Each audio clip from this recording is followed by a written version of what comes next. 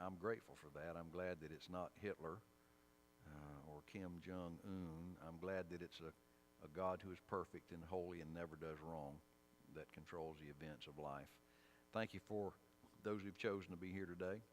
I pray that you would bless our time and our service this morning as we remember those. They won't be in service today. That's why we remember them. They never came home. And we're grateful for their sacrifice, for we sit freely in our church services and in our homes and in our businesses today because of the blood that was irrigated all over the world by those that were willing to go and fight for our freedoms. In Jesus' name I pray. Amen. Genesis chapter 39 is where we are this morning. The year is approximately 1875 BC. And that's around 3,892, 95 years ago. Joseph's brothers have recently engaged in a transaction of human trafficking. They have sold their brother for the going rate of a slave, which was 30 pieces of silver. And they hated him because his daddy liked him better than he did them. All right? Even had a special coat made for him that he didn't have made for the other boys. And so in chapter 39, verse number 1, we're going to consider this subject this morning, that the way up is down. The world says, the way up is up, and you scratch and claw and dig and you stomp on everybody else to get up, but that's not true. All right, look at verse 1, chapter 39. Joseph was brought down to Egypt. Now we're looking at about 1875 BC. He was brought down to Egypt, and Potiphar, an officer of Pharaoh, and this is Pharaoh Sestrosus III, and this guy ruled Egypt for about 35 years, from 1878 to 1843, and so he is the guy sitting in the White House, and an Egyptian bought him out of the hands of the Ishmaelites, which had brought him down thither. And the Lord was with, and the word with means to accompany personally. It's like a personal escort. And so the Lord personally escorted wherever Joseph went. We're going to see that through the story here, how the Lord is not just sitting in the big house watching us as we go about our lives.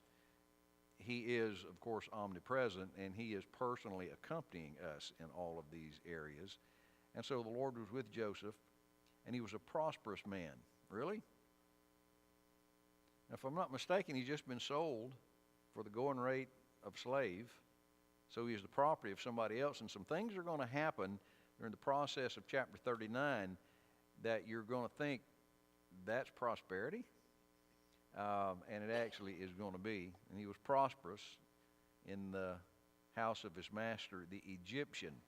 Now, a traveling caravan of Ishmaelites. Here's the backstory. They were going down to Egypt, and they were slave traders. And Joseph's brothers, remember, threw him in a dry cistern where he couldn't get out.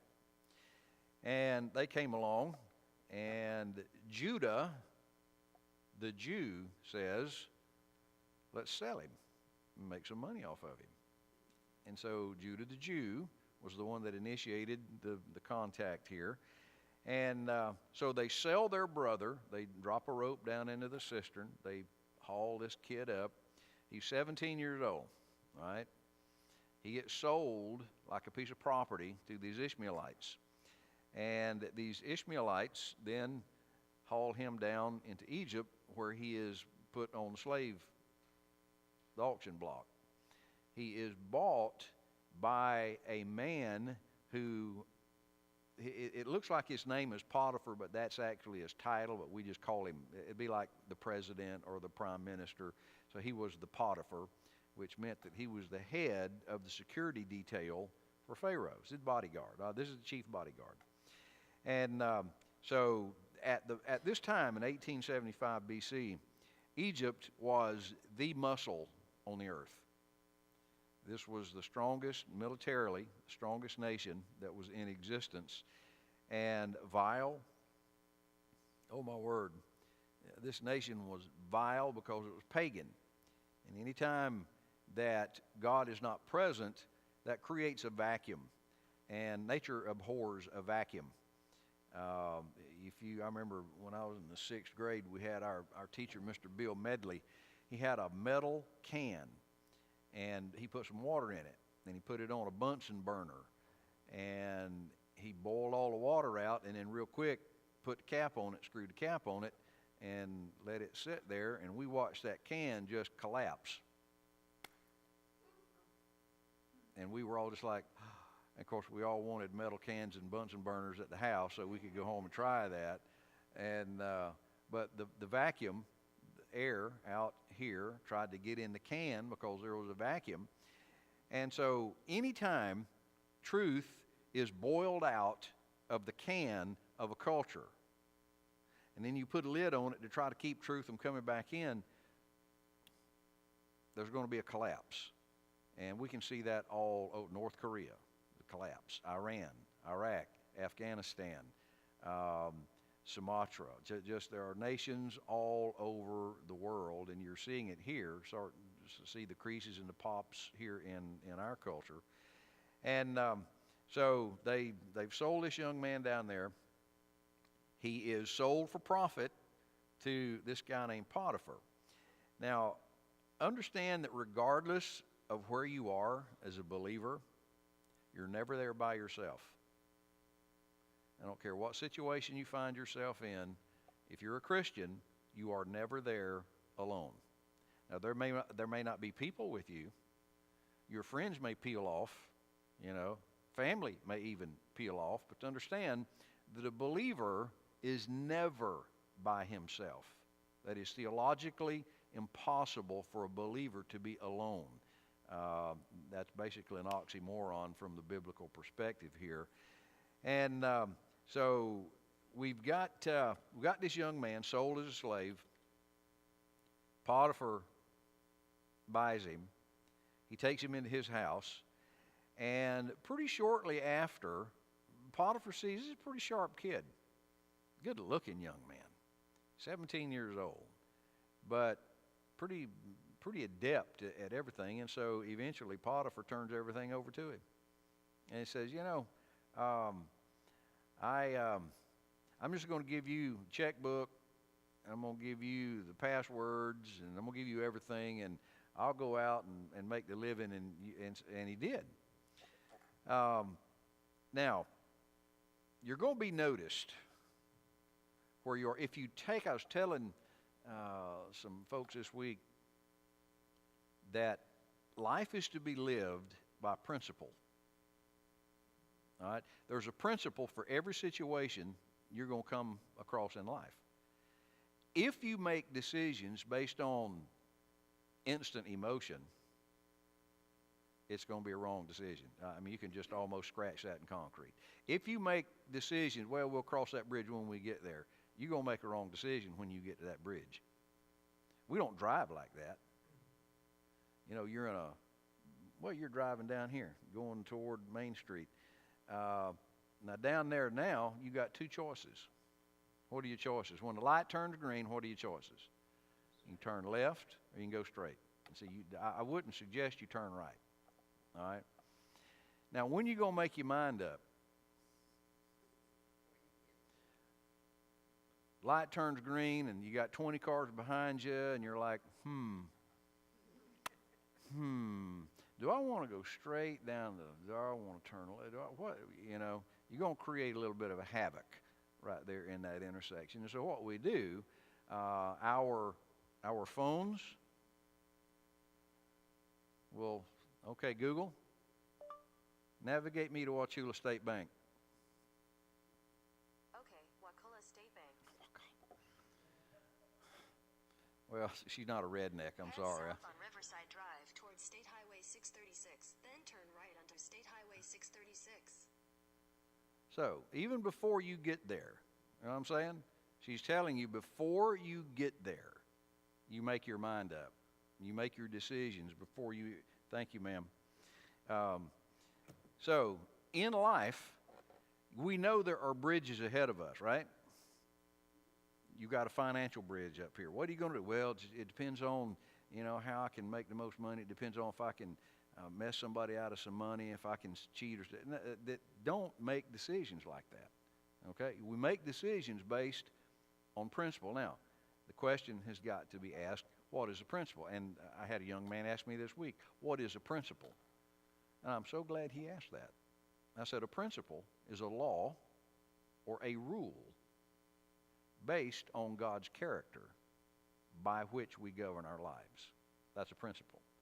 So, the more you know about the nature of God, the more principle-based your decisions will be, and the more principle-based decisions are, the more successful you are. And so here's this young guy.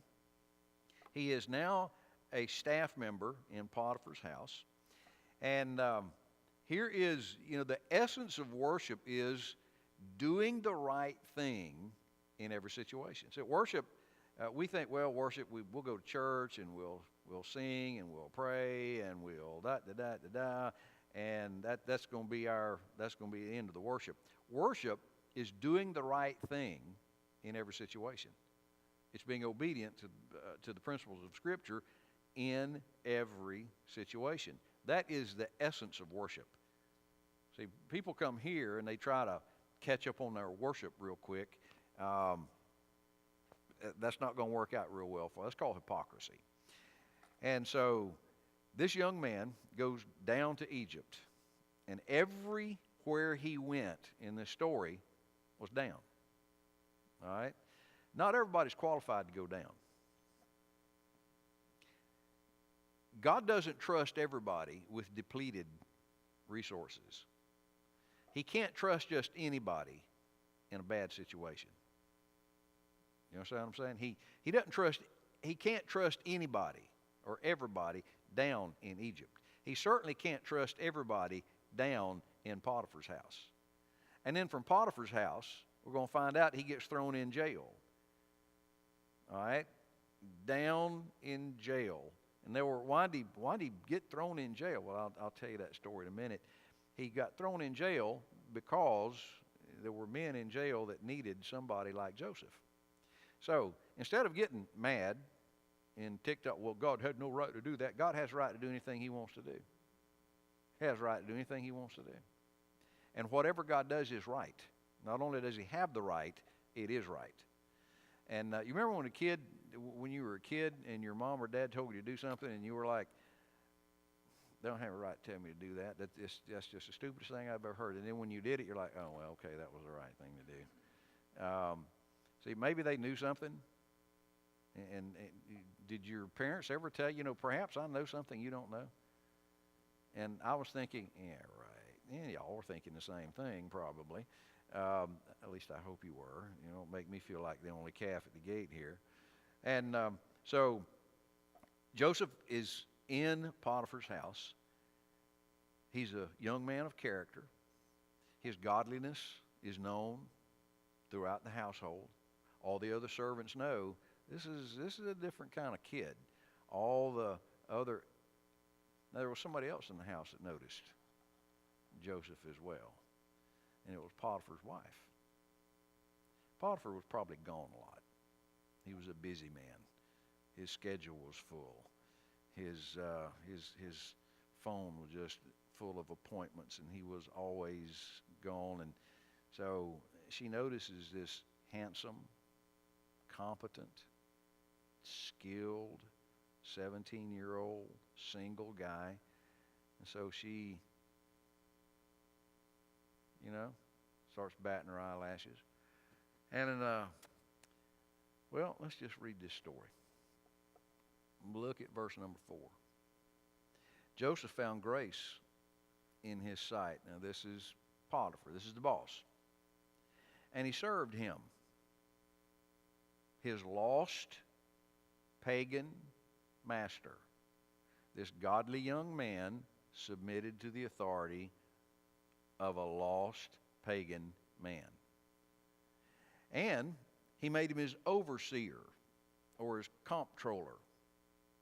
Now, at this point, Joseph has been in Egypt for 13 years. So we skip ahead. We fast forward. And so for 13 years, Joseph has just really shown himself to be this competent young man.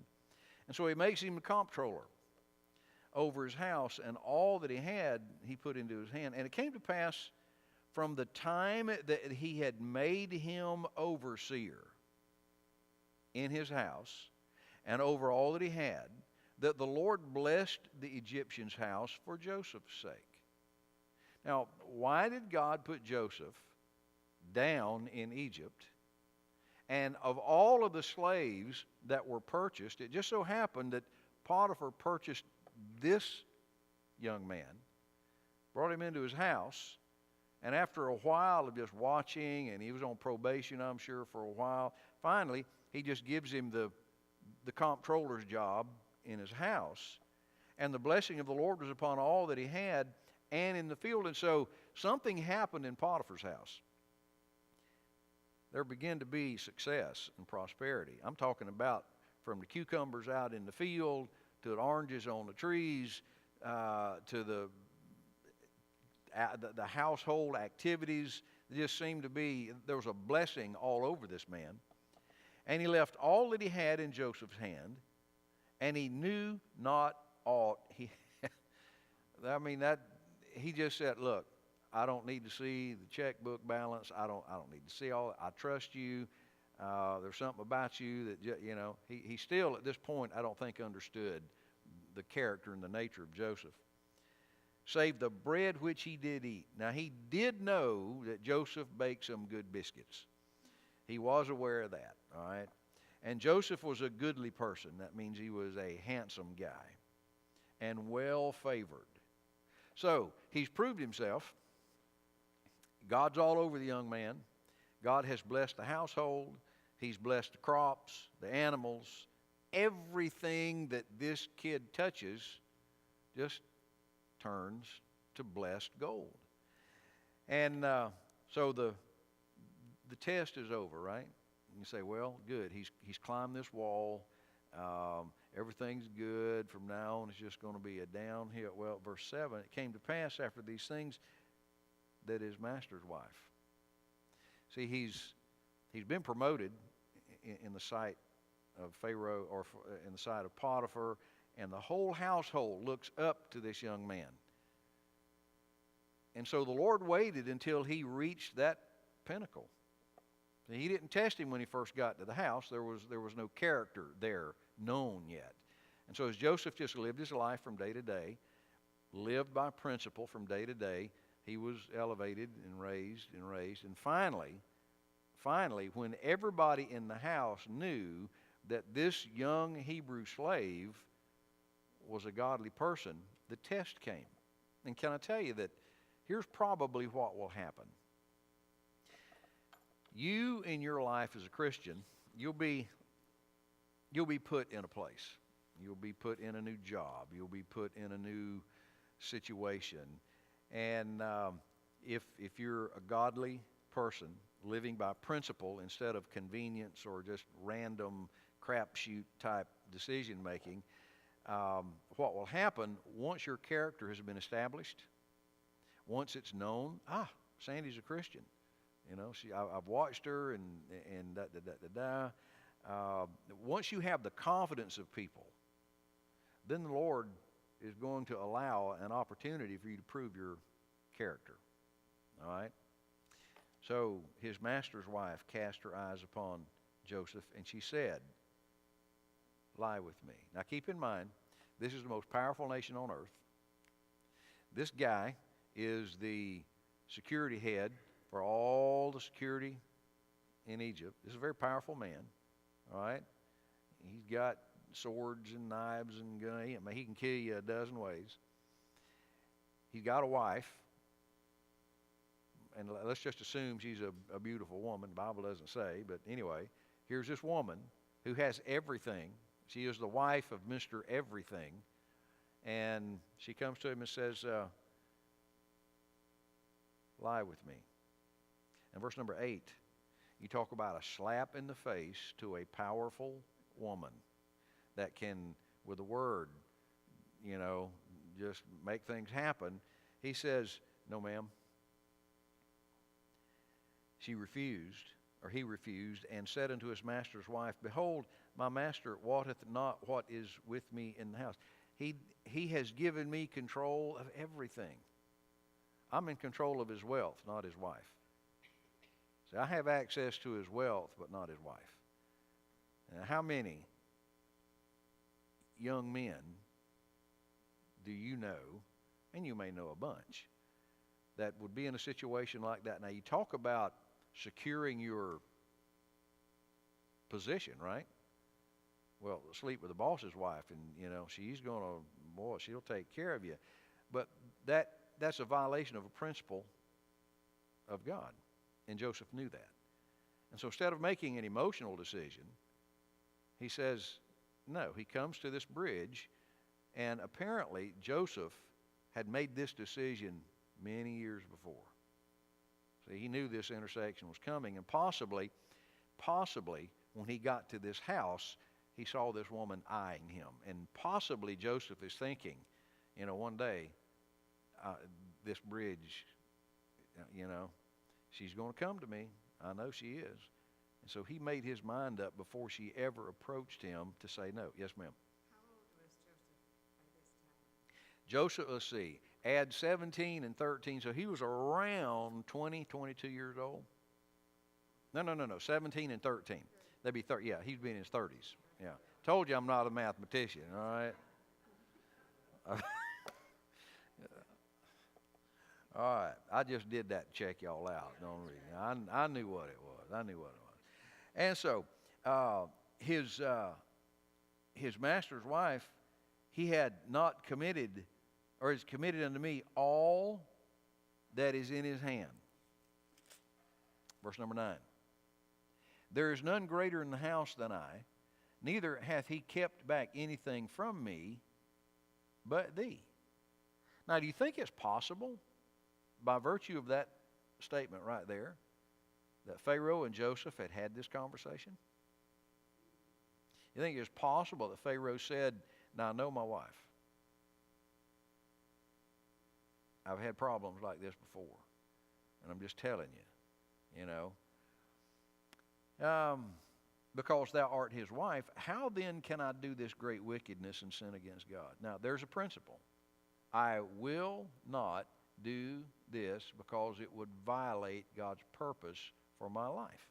Now, do you think that maybe in his flesh he might have been a little bit attracted to her? We don't have a clue. But he didn't make a decision based on what he was attracted to. He made a decision on this is not God's will. Now, you know that we got folks, everybody in here has been around the block. I'm not talking to kids here. And you know as well as I do that as human beings, you're tempted to do things that are wrong, especially in the area of sexuality. This is probably one of the most guttural instincts that human beings have. It's just, we're eaten up with this. And the Lord has put a principle in life. He said, I have made you to be attracted, guys to girls and girls to guys. That's a God-given thing. He said, now also I am going to build an institution where this will be a perfectly legitimate expression of this that I have given you, and it's called marriage. Well, this woman was stepping outside of the ring of her marriage and was, trying to get this young man to step inside that ring. And now, Joseph tells her no. And you talk about insulted. Solomon talks about this, that a woman who is insulted in the area of her sexuality, you can't insult a woman more deeply than that. And so she gets insulted. What, am I not attractive? Do you know who I am? You punk. You're a Hebrew slave that is sold into my house, and you're coming in here telling me no? Do you have any clue what I could do to you? And Joseph is thinking, well, ma'am, I don't really care. It's what God can do that I'm more concerned about. And so he made this decision. And, well, let's keep reading. Verse 10. It came to pass, see, once was not enough. All right, now look at right up here on the screen. Came to pass as she spake to Joseph day by day. I'm going to wear him down. I mean, he's got nobody else. He's not dating anybody. Here I am this powerful, beautiful woman. I can offer this kid anything. He'll break. And so day by day, and day by day, he hearkened not unto her to lie by her. All right, now there are two measurements of intimacy here. He wouldn't lie by her, or he wouldn't be with her. You see, he would never be with her until he agreed to get close to her. He wouldn't text her. He didn't call her on the phone. He didn't meet for lunch. You know, he didn't say, well, this is perfectly, it's just a lunch. It's nothing going on, you know. And I would dare say that every affair begins with an innocent contact.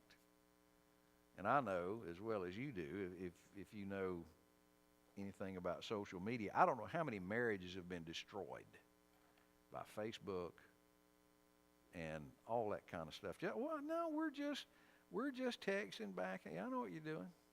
You're trying to, you're getting close to her. And then one of these days, the text is going to say, well, look, I'm going to be in Atlanta. I'm going to be in Wauchula on Thursday. I want to get together for lunch. All right, and so that's where this kind of thing starts, and so he wouldn't do it. And so the first thing, people get close, and then they get intimate. And so what of those two? What would be the easiest to stop or to prevent? Getting close or getting intimate? Yeah, don't get close. Now, am I saying don't be friends with? No, I'm not saying that at all. I'm just saying that you never let yourself open that door. And you know when this door is open, by the way. And traditionally, and I think even biblically, men are the aggressors. And normally, now I know there are some cougar women out there, I'm aware of that, but normally it's the man that makes the first move, you know, and he wants to initiate some contact. And so, gentlemen, I would encourage all of us, you know when you're feeling this, well, this would be okay to, don't do it. Don't do it. Just say, no, there's a fence post right there.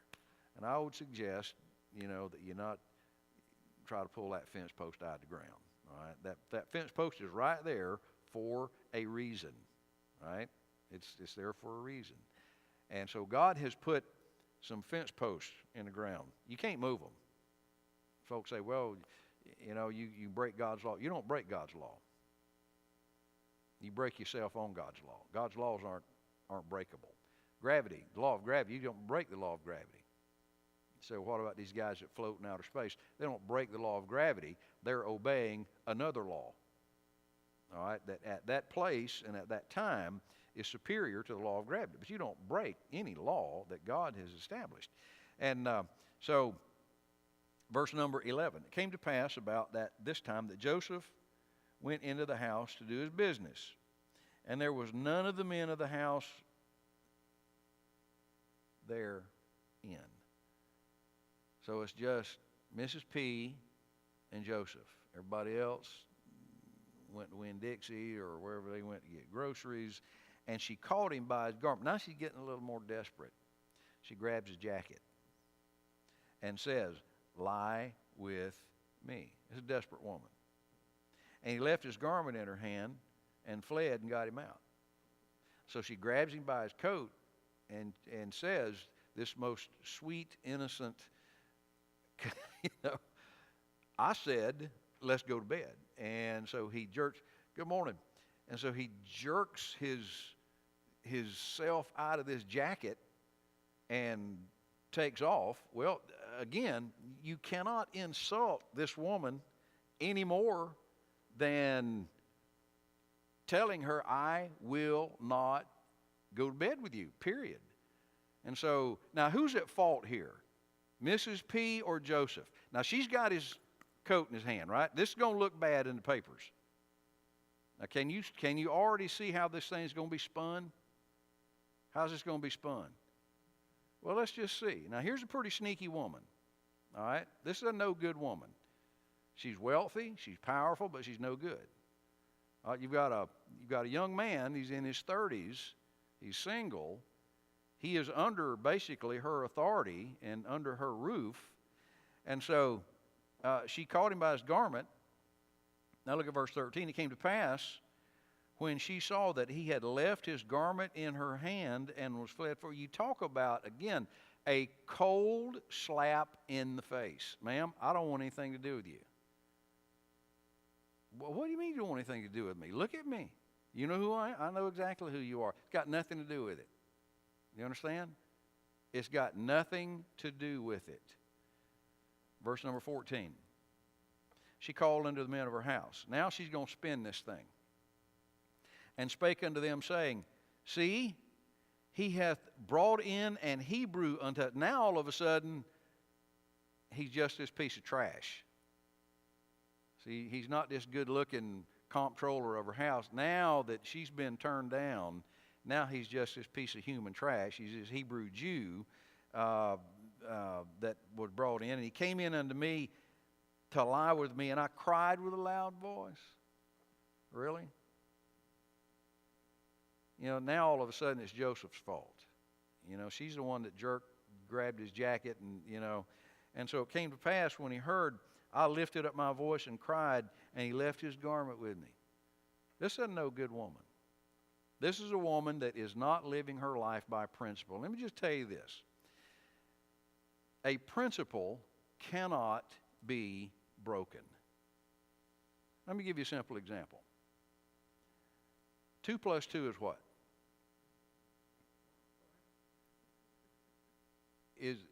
Even I'm as lousy as I am at math. 2 and 2 is 4. Now, in what world is 2 and 2 not 4?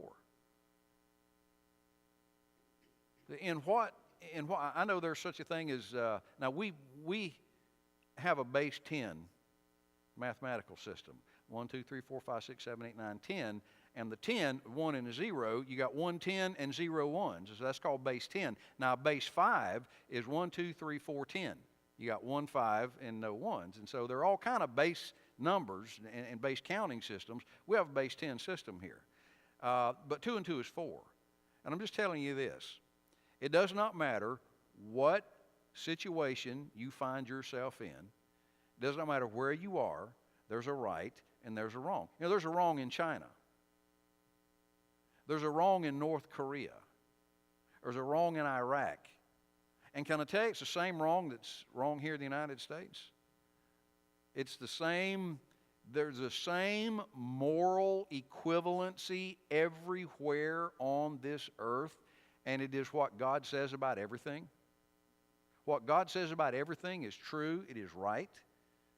And you say, well, you know, in the particular situation I'm in right now, it would be more convenient. It doesn't matter what situation you're in. You know, maybe you're doing your taxes, and you might say, well, you know, in my situation, 2 and 2, it would really be better if it was 9. Well, okay, but it ain't. Right is right, and wrong is wrong, regardless of where you go. Don't excuse it. Don't try to amend it. Don't try to add to it. And so, well, what happens to him? Well, she lies, you know, and the guards come running in, everybody comes running in, and she's standing there all pretending to be offended, you know. Here was this Hebrew, and he came in here, and he tried to rape me, and I fought him off, and oh, my word, here's his jacket to prove that he was here. And so they sent out this all-points bulletin, and they arrest this kid, Oh, he's not a kid now. Verse number 15, it came to pass when he heard that I lifted up my voice, and he cried, and he ran out, and she laid up his garment by her until Mr. P came home. And she says, we need to talk. And he said, you see this? Yeah, it looks like Joseph. That's exactly who it belonged. You know that Jew boy that you brought in here? Well, let me tell you what happened today. And so she tells this twisted story. And she spake unto him, verse number 17, according to these words, saying, the Hebrew servant. You know, there are some things, folks, that you will never get over in the minds of some people. Now, this was years and years and years ago. But he did not outlive this definition, this Hebrew servant. You know, I don't know what you've done in your past. We've got some ladies, welcome. We're glad y'all are here, by the way. I don't know any of you. I don't know the past of most of you over here. But I'm just telling you this, regardless of what's in your folder, there are going to be some people who never let you forget it. This is what you did. This is what you were. And, you know, if you were, you just have to say, you know, you're right. I used to do that. I used to be that. But let me tell you what God's done for me. And so when they open the door, walk through it. You know, don't get mad. Don't get angry. And so here's this young man. And the scripture says now in verse number 19, that when his master heard the words of his wife that she spake after this manner, did this guy to me, and Potiphar got mad. I mean, here he has turned everything over to Joseph, right? He's given him everything. He has access to his wealth, but not his wife. And I'm sure Potiphar's thinking, I had this very conversation with this punk, and he did this anyway. And so Joseph's master took him, threw him into prison. And so he's going down again. He went down to Egypt. He went down to Potiphar's house. And now he's down in prison. Why would the Lord put him in prison? And I'm telling you this. Wherever you go as a Christian, God is your personal escort to Egypt, to Potiphar's house, or to jail. And the reason that you are there is because somebody's there that needs who you are. Don't get mad. Don't say, God, hey, you have a right to do this. And don't do that. Joseph goes down to jail. He's had trumped up charges against him. And so now he's down in jail. And verse number 21, but the Lord was with him. The Lord went to jail with him. He wasn't embarrassed to go to jail with him. So he's down in jail. And he showed him mercy and gave him favor in the sight of the keeper. While he's down there, guess what happens? The jailer says, you know, there's something unique about you, kid. Here, I'm going to give you the keys to the joint. Everywhere this young man went, he wound up being the boss. Everywhere he went. Now, why? Because Joseph decided to live by principle and not convenience. He decided to, man, it would sure feel good to do this, and I would sure enjoy doing that, but it's outside the fence post. I was hunting one time up in Kissimmee with a bunch of guys that were members of the church where I was going, and it was new woods to me. I'd never been there before, and a guy drove me back to the end of a dirt road where there was a fence line, and I was sitting on the fence line, and this dirt road just kept right on going on this other man's property. And I was sitting there, and after a while, I see 3 or 4 bucks cross the road, and they just are standing in the middle of the road. They were all shooters. But they were on the other side of the fence. And I watched them for a while and watched them, and I'm thinking, wow. I didn't shoot them, came back to camp, and you know how you get around the campfire, right? And that's when everybody starts lying about, well, I saw he was, and what they saw was a cow horn spike. But anyway, I told them, I got rebuked by Christian men. Why didn't you shoot one of them? We could have dragged him across the fence.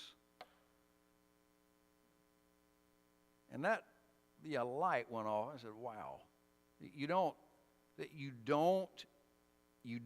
violate what's right. I mean, the fence post was literally there, you know what I'm saying? I wasn't going to dig the fence post up to shoot a deer, and I'm just telling you this young man goes down into prison, and while he was down there, he meets two guys. The baker, remember? And the butler. And while he's down there, they have a dream. And Joseph interprets a dream for them. Nobody else in that prison could have done that but Joseph. And I'm just telling you, we're out of time here. I'm just telling you this. I don't know what's in your background. I don't know where you've come from. I don't know anything about a whole lot of you. But I do know this, that if you will anchor yourself to principle, I'm talking about lag bolt your heart to principle. Wherever you go, you may go to jail. You may go to Egypt. You may be sold into Potiphar's house. I don't know where you're going to go, but I do know this, that God will be your personal escort if you are committed to doing the right thing. It won't always be physically easy. You might always say, man, I'd love to do that. I'd love to drink that. I'd love to shoot that up. I'd love to be with them. I'd love to go over there. If it is outside the perimeters of the fence posts of the Bible, do not do it. And here's what you'll find happen. Eventually, you'll even lose your desire to live over there. And when you first start living like this, it's going to be a battle. But after a while, it will just be something that has become a part of the way you live life and the way you make your decisions. And so before you come to a big intersection in a major city, and there are thousands of cars all over the place, and the light turns green and you're the first one in line, I would suggest that you already know what way you want to go. Are you going to go straight? Are you going to turn left? Are you going to turn right? What are you going to do? I would suggest that you not wait until you cross that bridge, sitting in that intersection, waiting. What? I turn left, I turn right. That's a good way to get a bullet. You know what I'm saying? In our culture especially. It's just know what decision you need to make before you need to make it. And if you will do that, God's given us enough principle in Scripture. You don't have to pray about everything. You understand? You don't have to pray about everything. Should I have an affair with this guy or not? Should I have an affair with this woman? Lord, don't pray about that. Why? Because there's already a fence post in the ground. There's already a principle there. Now, what restaurant you going to eat lunch in? Is there a principle in the Bible about that? No. Is it wrong to go to Mater's? No. I've eaten in Mater's a bunch. And see, God's given us freedom to make decisions about a lot of things, but the major issues in life, He's already driven a fence post down and said, don't go over there. It's not because He doesn't want you to have fun. He doesn't want you to get killed. So He doesn't want you to destroy yourself. God knows that. And we're like kids.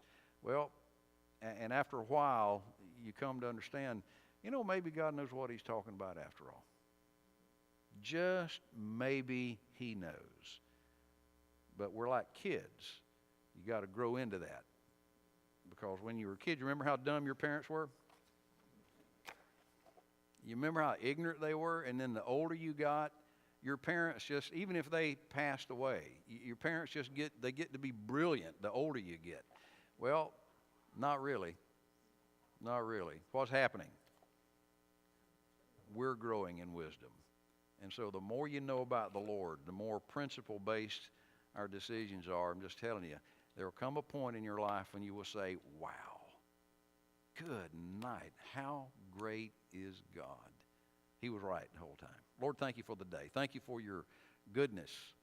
Thank you for your wisdom. Thank you for the fence posts that you've driven in life. You're keeping us away from poison water. You're keeping us away from rattlesnakes and things that would do us harm. Give us wisdom to see that. Thank you for those who've chosen to be here today. I pray that you would bless our time. Thank you for your goodness. Make us living translations of the truths of the Bible in our generation. In Christ's name I pray. Amen.